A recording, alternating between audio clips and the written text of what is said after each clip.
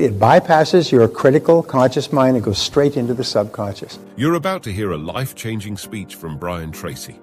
Relax, take notes, and watch this entire video so you don't miss anything that can have a huge impact on your life.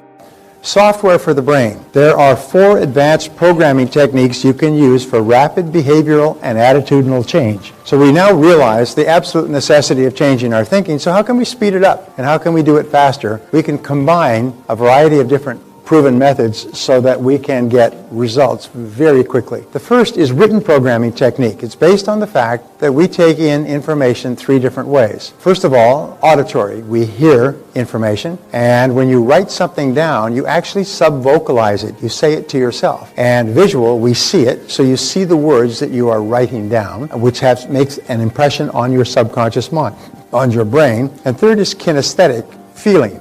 And when you're writing, you're actually feeling. Your body is involved in it, and you actually think about and feel the emotion that goes with the goal. So every time you write down a goal, and I write down my goals almost every single day, write them and rewrite them over and over again, you're reprogramming them into your brain using all 3 senses, auditory, visual, and kinesthetic. So what you do is you practice this technique each morning. You rewrite your major goals as positive, present tense, personal affirmations. Every goal that you write down always begins with the word I. I earn, I achieve, I weigh, I am, I make, I do. So it's always I plus an action verb. Then you close your eyes and you visualize your major goal or goals of the day as if they were already accomplished. So you say, I earn X number of dollars, and visualize yourself actually performing the service from which you would earn the money. Is I weigh X number of pounds. Visualize yourself actually exercising or eating very lightly, or doing something that you would be doing in order to achieve the goal. I acquire a certain net worth. Visualize yourself depositing money in the bank so that it builds up. I live debt-free. Imagine yourself paying off your debts one after another. Just write it down and feed your mind a picture. And it goes straight, it bypasses your critical conscious mind and goes straight into the subconscious. Imagine the feeling of pleasure you would have as if you had achieved the goal already. Just sort of feel the pleasure. Feel being debt-free. Feel being light and thin. Feel driving a beautiful car. Feel yourself, I take a 2-week vacation to Hawaii. See yourself or visualize yourself walking on the beach in Hawaii.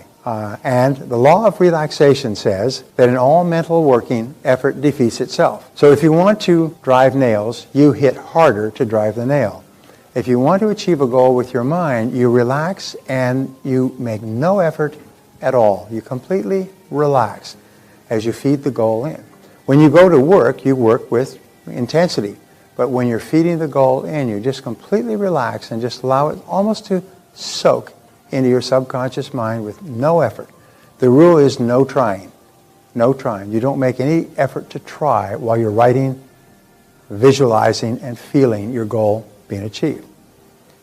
Now the second method is the quick programming technique that I told you that our friend Rob uses prior to his karate competitions. The quick programming technique is for something that's immediately coming up, like you are going into a meeting or you're about to make a sales call. It's for a single event that is happening once.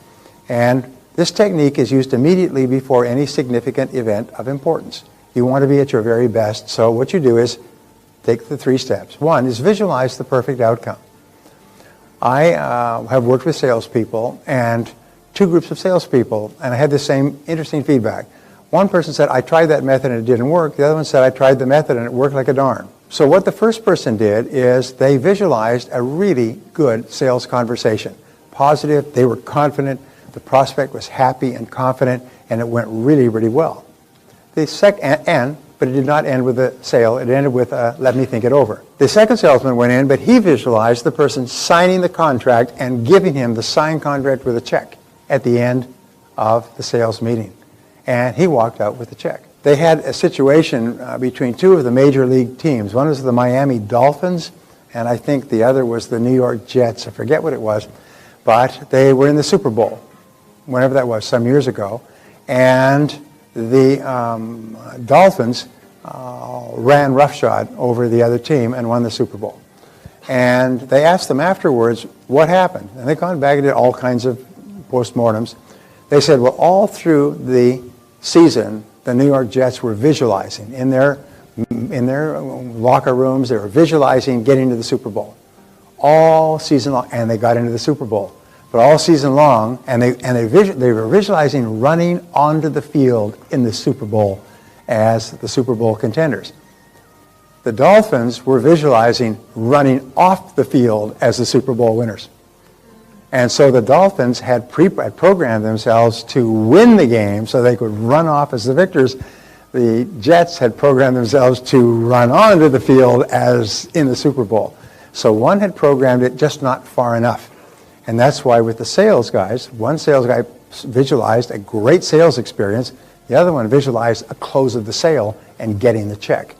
And I've had countless salespeople tell me it's quite amazing. It ended exactly the way they visualized it. So second of all, affirm the visualization. Instead of saying this is a wonderful sales call, saying I close this call with a happiness for everybody involved. Or I walk out of this meeting with the check in hand. Visualize yourself and the customer shaking your hand and happy and giving you the check. And then emotionalize it and release it. Feel how happy you'll be when you make that sale. Just emotionalize it and then just let it go and go in. So this is quick affirmation technique, and you do this before every non-recurring event of importance. If something comes up and it's time, you want to meet a new person in a nightclub. You just visualize, affirm, and let it go and walk up. And you'll perform at your best. You'll be relaxed, you'll be comfortable, you'll be personable. It's a great way for building relationships. So software for the brain. The mental rehearsal technique. This is often called sports affirmation technique. It is used all over the world. In fact, a few years ago, they said by 2001, there will be athletes who use this method and athletes who are no longer in competition. Because all top athletes are trained in mental rehearsal. They're trained to rehearse their event over and over again. Figure skaters rehearse their event over and over again with the added benefit that in mental rehearsal you never fall. In mental rehearsal you never fall. So they can do it. They play the music and they lay down, they close their eyes, and they just listen and they go through their entire routine in their mind over and over again. And when they skate onto the ice, the subconscious mind says, hey, I've been here. I do this perfectly, flawlessly. So the mental rehearsal technique, the process of living the experience on the inside before having it on the outside. Living the experience, getting the feeling. Before any important event, top performers recall and relive excellence. This is one of the techniques that Bella Caroli taught Mary Lou Retton. The importance of visualizing and seeing perfect performance over and over again. Because remember I told you that if you do it and once and it's a perfect performance, but then you visualize the performance over and over, every time you visualize it or remember it, your subconscious records it as another successful performance. So you can take one success and repeat it over and over again, and every time you do, you predispose yourself to doing that successfully. So we say the major difference between winners and losers is that prior to every upcoming event, losers think of past failures. They think of the time that it didn't work. And winners insist on reliving and recalling past successes. They think of themselves as the last time they did this and they were really successful. And they choose to play that over and over again. Of course, the more you play it, the more you feel like a winner. The more your self-esteem and self-confidence goes up, and the more likely you are to perform better when you do it again. So constantly feeding this picture into your mind is, my friend Mark Victor Hansen says, when you think of a negative picture or previous failure, you say, cancel, cancel, cancel, cancel. You cross it off, cancel, cancel, and don't allow the picture in your mind. It's almost like the picture's got poison. Don't let it into your mind. Cancel, cancel, get it out of your mind, and instead think of it a success experience. Now, sometimes people say, well, what if I haven't had a success experience yet? Well, then imagine one, because your subconscious mind can't tell the difference. If you imagine a success experience, your subconscious mind records it as if it actually happened. And if you imagine a success experience over and over again, your subconscious mind keeps recording and it predisposes you to success.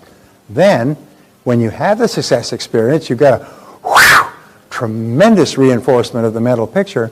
When I was talking to Rob the other day, he was so happy, he was bouncing, he was brimming. He was so excited because it worked. And he actually won the silver medal in this very, very large competition because of this practice. So when he goes back in next time, he is doubly motivated and doubly convinced that he can do it. So think about what you desire and not about what you fear. Whenever your mind begins to drift to thoughts that you don't want, say very loudly the word stop. Stop. If you find yourself becoming upset or angry or thinking about something that makes you unhappy, you can stop it. It's called a pattern interrupt in psychology. It's just like a slap on the face to an hysterical person. Remember in the movies you see the person's hysterical and they slap them in the face to stop them? That's called a pattern interrupt. It's a verifiable method to stop a particular behavior. When you start to think about something that makes you unhappy, what you do is you say, stop, stop, and you just sort of slam on your mental brakes. You're driving around and you can speak to yourself, or if you're even in a meeting or with other people and you start to think of something, say to yourself, stop. And what happens is it stops. It's like whacking the arm of the needle off the record. It stops and immediately replace it with a positive thought. Immediately replace it by thinking about your goal or thinking about something that you want. But you've got to have a clear mind. So just stop and interrupt the pattern. Immediately shift your thinking to your desired outcome. So you're starting to think and worry about whether or not this is going to be successful. Immediately go, stop. Start thinking about what it would look like if it was successful. The standard affirmation technique has 7 steps. And this is a method that you can use that is extremely powerful. You can set up to 10 to 15 goals in the standard affirmation technique. Your mind can work on 10 to 15 goals at a time. Beyond that, in most cases, it goes into overload. And besides, it becomes too cumbersome for you to start reviewing 20 or 30 goals every day. So 10 to 15 goals is ideal. You do the exercise 2 times daily, morning and evening. And this method is very powerful. You arrange for no interruptions. You sit quietly by yourself where there's no interruptions. And then you write your goals as positive, present tense, personal affirmations on index cards. So you take an index card like this, and we'll be providing you with index cards tomorrow to write down goals. And you just write the goal in big, bold letters. I weigh X number of pounds. I earn X number of dollars by December 31st, 2011. You write it down so it's big, bold, clear. A child can understand it, and you can see it clearly. So when you look at it, your subconscious mind takes a photograph of that, like a Polaroid. It takes a flash photograph, and that photograph is filed into your subconscious mind.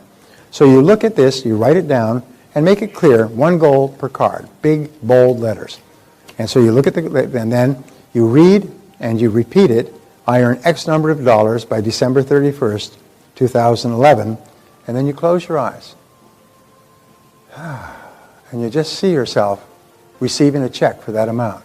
You see yourself depositing a check. You see yourself with a stack of money in front of you. You see yourself driving a new car, whatever the goal means, or you even see yourself doing what you would be doing to earn that amount of money. And then you visualize the outcome. You see yourself completely successful. You see yourself as the top person in your field. You see yourself with the money or driving the car or wearing the clothes. And then you imagine the feeling. How would you feel? So to say again, you write it on the card, you visualize it, you close your eyes, you see yourself enjoying it, you feel, you repeat it, you visualize the outcome, and then you get the feeling that would go with it. And then you go to the next card.